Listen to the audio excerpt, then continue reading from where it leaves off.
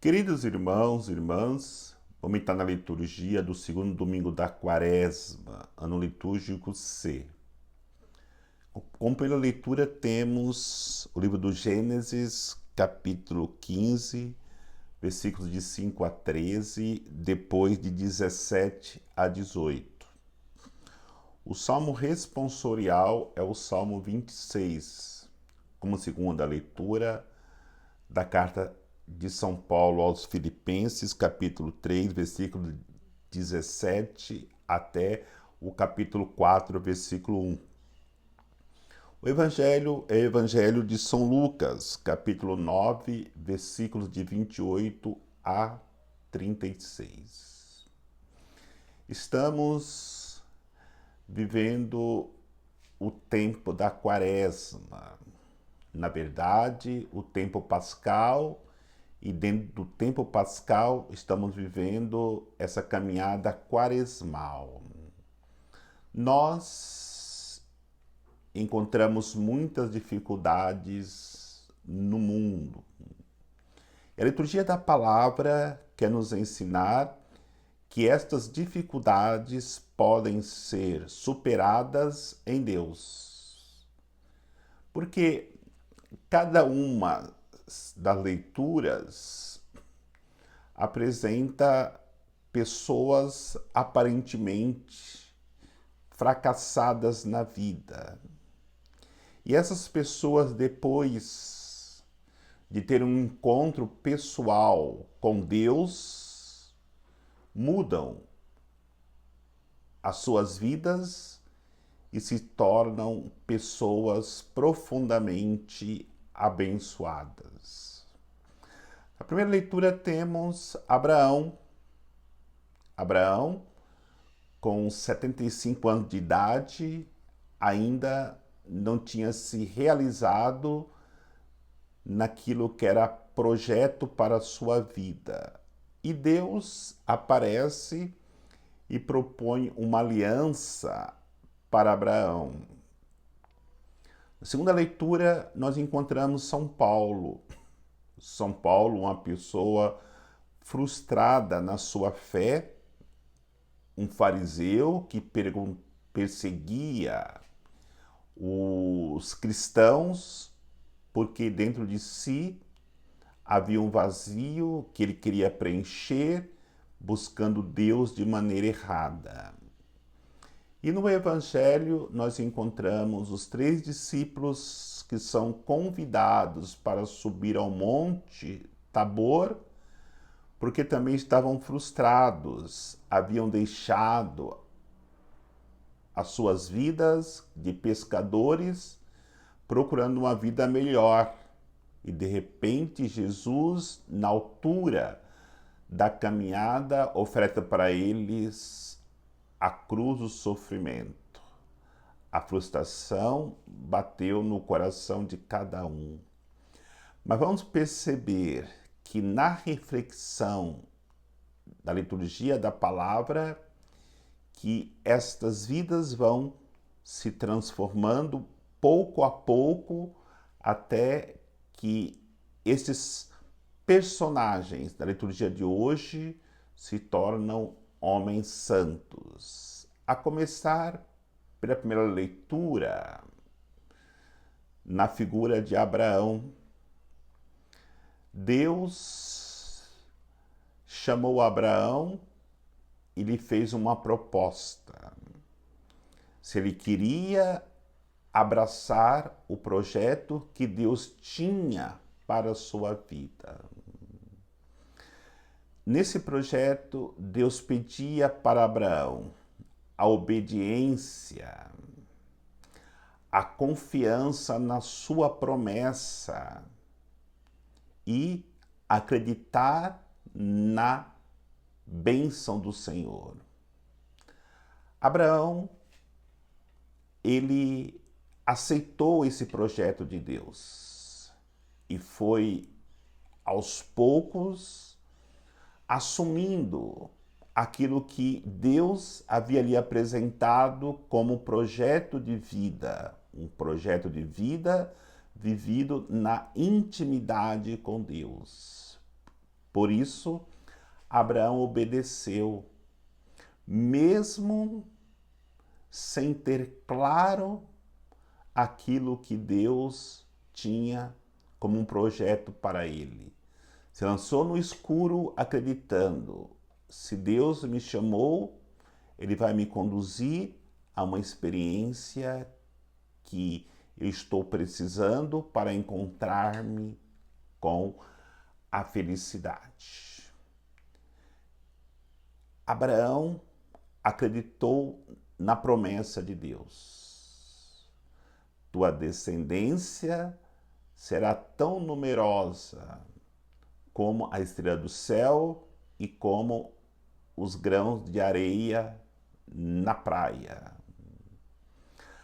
Abraão acreditou nas bênçãos de Deus. Serás abençoado e seus inimigos serão vencidos. Essa é a realidade que nos é proposta pela liturgia da palavra nesse segundo domingo da Quaresma. Precisamos, como Abraão, obedecer a Deus. Precisamos acreditar nas promessas que Deus nos faz, mesmo que não tenhamos segurança. Se a nossa segurança é Deus, nos lançamos em suas mãos, porque Ele nos conduzirá a uma experiência de uma vida nova. Abraão deixou sua terra e partiu. Não sabia para onde Deus iria conduzi-lo. No entanto, se é Deus que está chamando, deixamos tudo e vamos partir confiantes na promessa de Deus, porque durante toda a caminhada, todo o trajeto será iluminado pela bênção de Deus. Segunda leitura, encontramos o apóstolo São Paulo, aquele que outrora perseguidor da Igreja de Cristo. A experiência que Abraão fez foi na aliança narrada na primeira leitura de hoje. A experiência de São Paulo foi aquele momento que ele ia para Damasco para poder prender os cristãos e até matá-los. Ali no caminho ele tem uma experiência com Cristo, cai por terra e inicia um grande processo de conversão. E esse processo de conversão vai culminar naquilo que São Paulo diz na leitura de hoje, na segunda leitura de hoje de Filipenses. Sede os meus imitadores, como eu sou imitador de Cristo. Só pode falar isso quem de fato fez uma verdadeira caminhada de conversão com Cristo a ponto de não mais viver para si, mas viver unicamente para Cristo. E convida a comunidade de Filipos, como também convida cada um de nós, a vivermos o exemplo que ele é de Cristo. É muito forte isso, porque mostra que, de fato, São Paulo ele teve uma experiência tão profunda de Cristo que ele deixou de viver a sua vontade, a sua vida, para que Cristo vivesse nele. Isso é uma luta muito grande, mesmo porque nós queremos que nós nos façamos valer. E para morrer para nós mesmos e deixar que Cristo habite em nós, nós precisamos entender que esta caminhada quaresmal de sacrifício, de mortificação, de penitência é fundamental para que cheguemos à experiência que São Paulo chegou de deixar que Cristo se torne nele aquilo que se precisa para que vivamos unicamente em Cristo.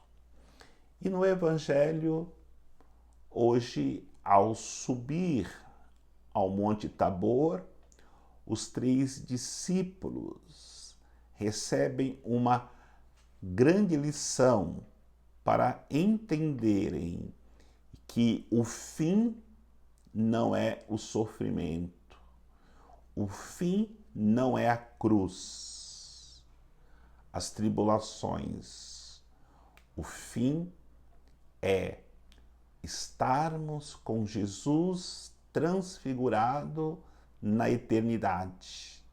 Agora, o sofrimento, a cruz, as tribulações são os meios que Deus usa para que nós possamos chegar ao fim principal, que é um dia entrarmos na terra prometida, entrarmos na salvação eterna. E a experiência que os discípulos têm ali no Monte Tabor é a experiência que temos que ter para que de fato possamos conhecer Cristo. Uma voz diz: "Este é o meu filho amado, escutai-o." Até então, ninguém sabia quem era Jesus no sentido do seu messianismo. Todos sabiam que ele era o filho de José, era o filho de Maria, que morava em Nazaré. E quando Deus, no Monte Tabor, diz para os discípulos: "Este é o meu filho muito amado", Deus revela para eles a missão de Jesus, que ele é o Cristo, o Redentor da humanidade. E vai dizer esta passagem, esse evangelho de hoje, da transfiguração, que Jesus ficou resplandecente. Isso revela que Jesus é de fato a luz do mundo. Nós iluminaremos o mundo, encontraremos a paz no mundo quando deixarmos que Jesus seja a luz da humanidade. A mesma coisa, as nossas famílias serão iluminadas quando deixarmos que Jesus se torne o centro dela. As nossas vidas, os nossos corações serão iluminados quando deixarmos que Jesus seja transfigurado em nossas vidas.